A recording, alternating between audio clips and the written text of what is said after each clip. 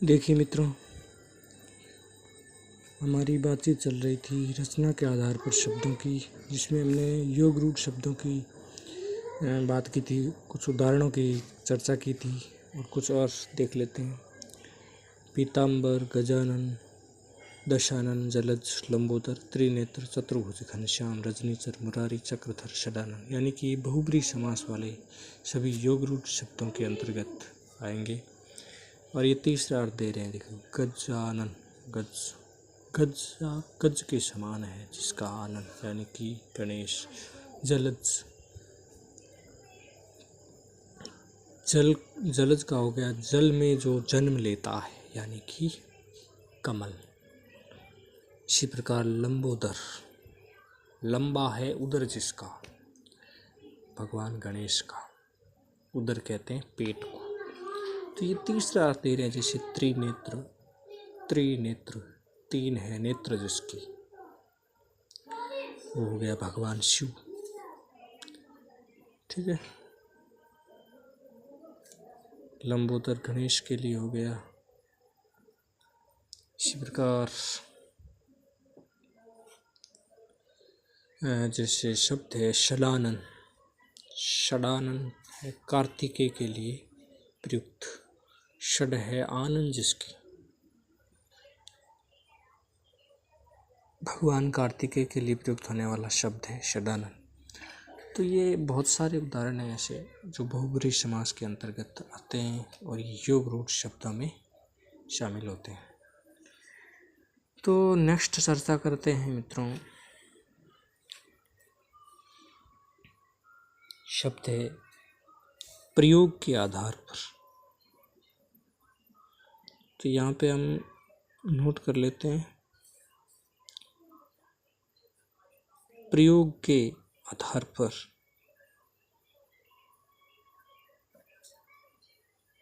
प्रयोग के आधार पर शब्द कितने प्रकार के होते हैं? प्रयोग अथवा हम कह सकते हैं रूप परिवर्तन के आधार पर हिंदी में शब्दों की दो भेद है। और वो दो भेद कौन कौन से हैं? पहला है विकारी, पहला हो गया विकारी। विकारी शब्द वे शब्द जिनका लिंग, वचन, पुरुष, कारक काल के अनुसार रूप परिवर्तित हो जाता है, विकारी शब्द कहलाते हैं। विकारी शब्दों में समस्त संज्ञाएं, सर्वनाम, विशेषण तथा क्रिया शब्द आते हैं। इनका विस्तृत विवरण हम अलग से भी देख लेंगे, परंतु ये मोटे मोटे रूप से आपको अभी ध्यान रखना है। तो विकारी शब्दों में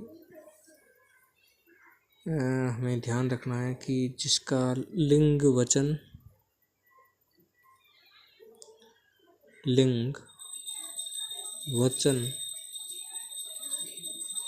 और पुरुष कारक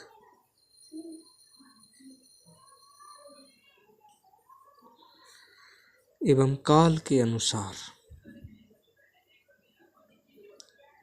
इनके अनुसार क्या हो? रूप परिवर्तन।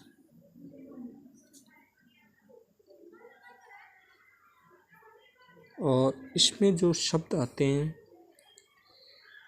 समस्त संज्ञाएं आती हैं। संज्ञा, सर्वनाम, विशेषण, ठीक है, और क्रिया शब्द इसमें शामिल होते हैं विकारी शब्दों में। अविकारी कौन से होते हैं? अविकारी को हम अव्यय भी कह सकते हैं, अविकारी या अव्यय। ठीक, वे शब्द जिनका लिंग, वचन, पुरुष, काल एवं पुरुष कारक एवं काल के अनुसार रूप परिवर्तित नहीं होता, ऐसे शब्द अव्यय शब्द कहलाते हैं या अविकारी कहलाते हैं, यानी बदलते नहीं। इन शब्दों का रूप सदैव वैसा ही रहता है, सदैव वही बना रहता है। इनको हम अविकारी कहते हैं। अविकारी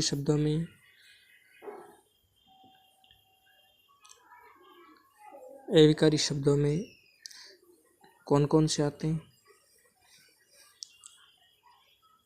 क्रिया विशेषण और संबद्ध बोधक